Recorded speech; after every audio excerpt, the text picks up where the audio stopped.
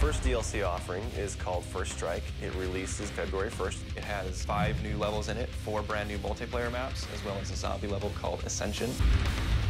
Kowloon is inspired by the single-player campaign level that was also set in Kowloon City, China, but the actual design and the layout and the geometry in the map is built from the ground up for MP. Kowloon is the only map that has zip lines, which will allow players to quickly get from point A to point B. The trade-off to that is that you're completely exposed while you're on the zip line. You can't use your weapon. It's going to get you to your location much faster, but there's also the risk that you're going to get shot. Discovery is an Antarctic research station that was a German outpost left over from World War II.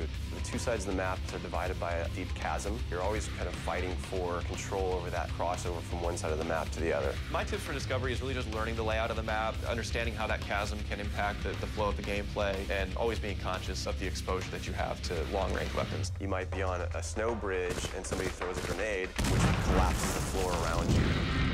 Our large map is Berlin Wall. This focuses on the checkpoint Charlie area of Berlin. It puts you fighting on the 2 different sides of the wall. So you've got East Berlin versus West Berlin kind of thing going. Berlin Wall has certain attributes about it that if you use it right, you're going to have the competitive edge over your opponents. It has a lot of very long view distances. It's a really great map for snipers. There's some good high points, some good elevation there. And one of the unique aspects about Berlin Wall is that there's a no man's land in the middle. You can take the risk of going through no man's land to get a faster route, but there's a good chance you're going to get mowed down by the outer turrets. The stadium's one of my favorite maps. I am a run and gunner, so I tend to like that map. It's going to provide those close quarter players tight adrenaline, action-packed experience. So never underestimate the value of tactical insertion, and always be checking your corners and realize that these engagement distances are going to be really small, so use that to your advantage. I think it's going to cater to a lot of the players who just like the frenetic style of gameplay that Call of Duty has to offer.